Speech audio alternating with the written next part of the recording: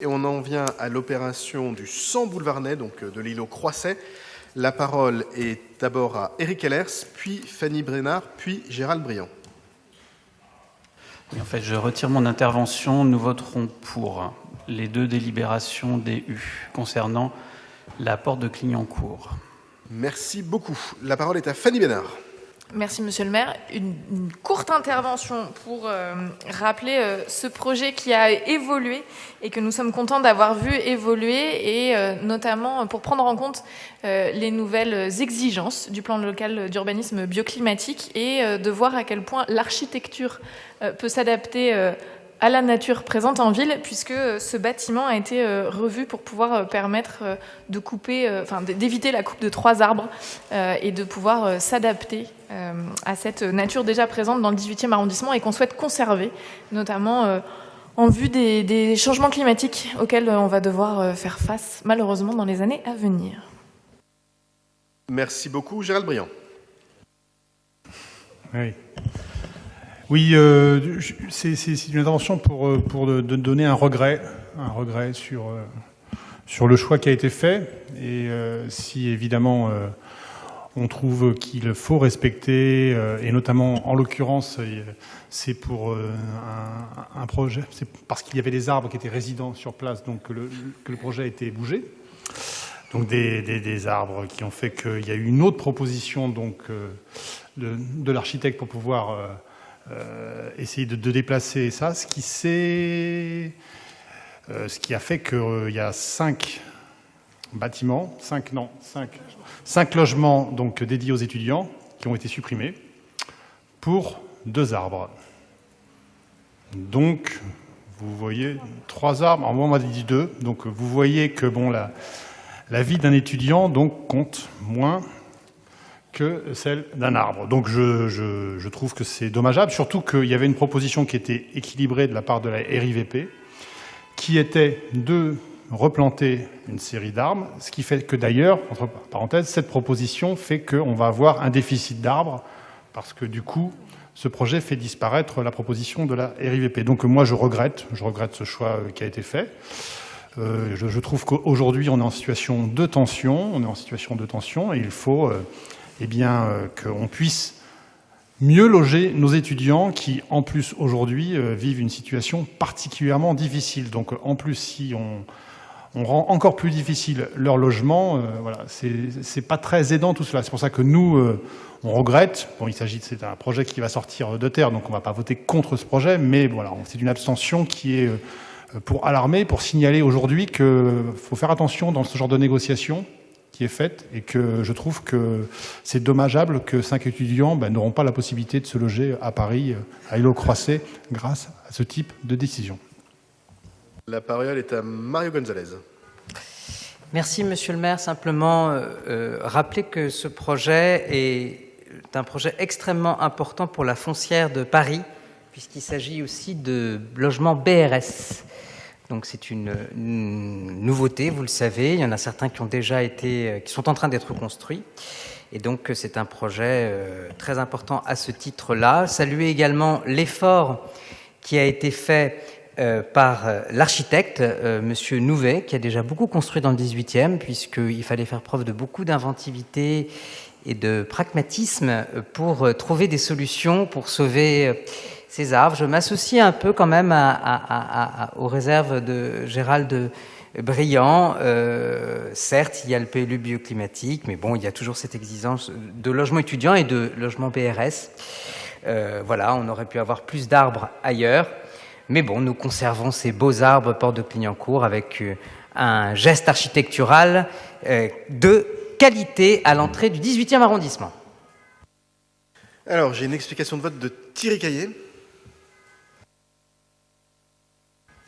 Moi, je pense que les arbres, c'est toujours un peu ailleurs. À chaque fois, ça dérange.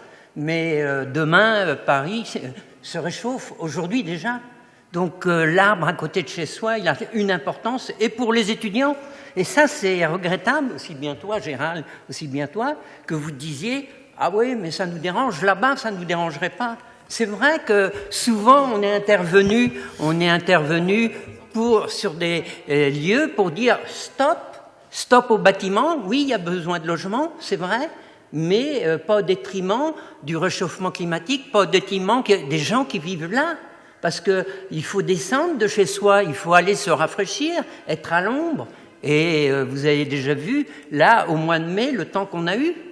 Quand on sait que la planète se réchauffe de moins en moins depuis 13 mois.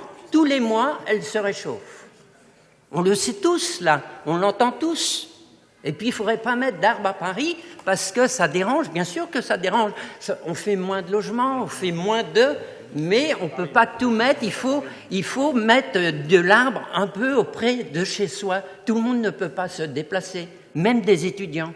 Et on a besoin de cette fraîcheur au pied d'immeubles. Donc si nous, élus, on ne comprend pas ça, il y a un problème. Moi, je vous demande de prendre ces choses en considération.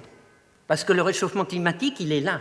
Et c'est les étudiants de demain qui le paieront, nos enfants. Chaque arbre abattu doit avoir une raison. On doit être raisonnable quand on abat un arbre. Et sa place, elle existe dans la ville. Et elle est importante, aussi importante qu'un logement. Il faut bien l'entendre, ça. Aussi importante. À Paris, il n'y a presque pas d'arbres. Alors n'allez pas les mettre ailleurs. Les gens en ont besoin au pied de leur immeuble. Voilà, c'est tout. Merci, mais je crois que cette délibération est la démonstration que ce débat existe au sein d'ailleurs pas que de la majorité en réalité, au sein de l'ensemble de nos conseils. Je pense que sur ces sujets-là, le plus important au fond, c'est d'essayer au maximum d'être cohérent. Et de se dire qu'on applique à peu près la même règle, par exemple en matière de végétalisation, sur l'ensemble des territoires. Ça qui permet que, notamment, la prise en compte soit une prise en compte sincère. Et je pense que c'est ce que démontre cette délibération, mais aussi cette majorité qui a massivement planté des arbres, et notamment dans le 18e, mais je crois que Gilles Bénède aura l'occasion d'y revenir un peu plus tard dans notre conseil, parce qu'on a eu cette année une belle saison de plantation, enfin même une très belle saison de plantation, et dans tous les quartiers, et notamment au nord de la rue Clignancourt. Enfin bref, il y a, je crois, vraiment des belles choses qui ont été réalisées, et j'essaye, moi, dans ma responsabilité de maire, d'assurer qu'on a la même attention, notamment à la question de la végétalisation, sur l'ensemble des territoires. Et donc, je vais mettre aux voix la DU 43 qui est pour, qui est contre, qui s'abstient. Elle est adoptée, je vous en remercie. Et je laisse la parole à Anne-Claire Boux concernant le projet Paris-Bus. Merci, monsieur le maire, chers collègues. Alors, cette délibération porte sur le projet Inventons la métropole du Grand Paris, avenue de la Porte de Clignancourt. Et cette délibération pourrait être justement l'occasion de nous mettre tous d'accord sur le logement étudiant, puisque ce qui nous est présenté aujourd'hui dans cette délibération, c'est de modifier ce projet Réinventer Paris pour remplacer le co-living par un hôtel et abandonner l'école des antiquaires. Et justement, une des propositions des écologistes était de pouvoir peut-être retravailler encore une fois ce projet avec le promoteur, puisque nous sommes en effet dans un secteur, plus largement, c'est une pénurie de logements étudiants auxquels nous assistons à Paris, et encore plus dans ce secteur où nous allons accueillir le futur campus de Condorcet. Nous pensons que ça aurait été une opportunité de faire évoluer ce projet vers des logements étudiants plutôt qu'une offre d'hôtellerie. Peut-être que, du coup, collectivement, vu que tout le monde a l'air de se rejoindre sur ces logements étudiants, nous pourrions porter un amendement au Conseil de Paris pour pouvoir faire évoluer cette délibération. En attendant, le groupe écologiste et citoyen s'abstiendra sur cette délibération. Merci. Merci. Mario Gonzalez. Alors, ce projet, il n'a pas été simple, c'est le moins que l'on puisse dire, et a connu pas mal de péripéties. D'ailleurs, ce Conseil a voté plusieurs délibérations visant à proroger des engagements pris notamment entre le promoteur et la ville de Paris, le promoteur étant Legendre. Déjà, dans le projet initial, il y avait cette chose bizarroïde dont personne n'est capable de me donner une définition juridique, même économique, claire, nette et précise, qui est le co-living, dont je me méfie beaucoup. et le promoteur nous fait une proposition d'hôtellerie. Bon. Sur l'hôtellerie, je suis un peu moins sévère que ma collègue Anne-Claire.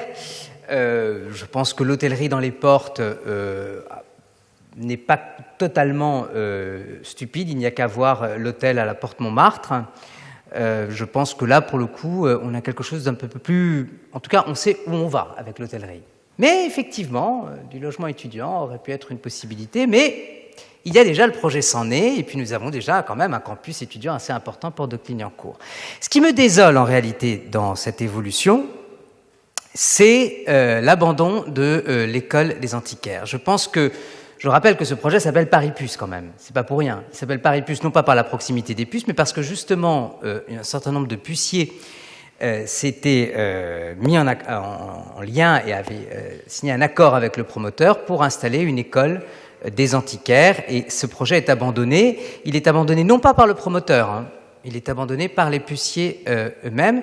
C'est la raison pour laquelle nous travaillons, la mairie du 18e, avec le promoteur, avec la SEM Paris-Seine, pour que l'espace qui est demeuré libre, approximativement 600 mètres carrés, puisse néanmoins être réorienté vers de la formation toujours, mais de la formation dans le secteur des arts et métiers, en lien avec les puces. Il y a pléthore d'écoles à Paris, en région parisienne, sur l'artisanat, justement sur tout type d'artisanat lié aux arts et métiers, qui pourrait être preneuse de cet espace-là.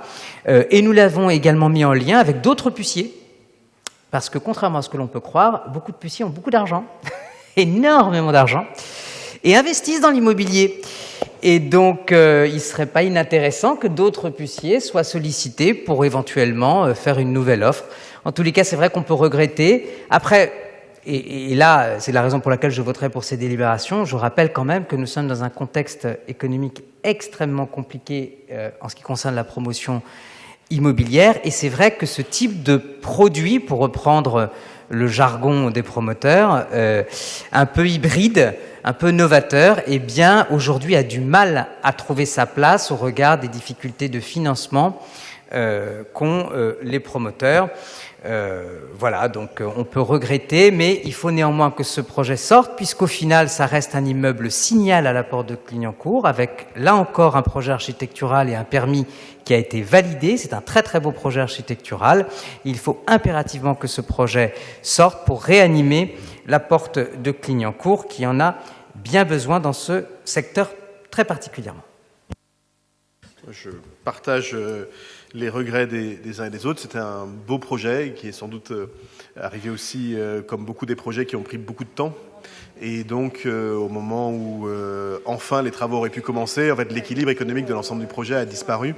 Je pense qu'il faut bien sûr avancer et voter cette délibération. Je suis pas certain qu'on ne vote pas une autre quand même dans quelques semaines, enfin, dans quelques mois, parce que l'équilibre du projet tel qu'il est prévu là n'est pas complètement garanti non plus. Donc, je pense qu'il faut voter cette délibération. Il faut avancer.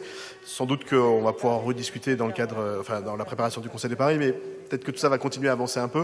Et je crois que ce serait, cela dit, un très mauvais signal de mettre un coup d'arrêt.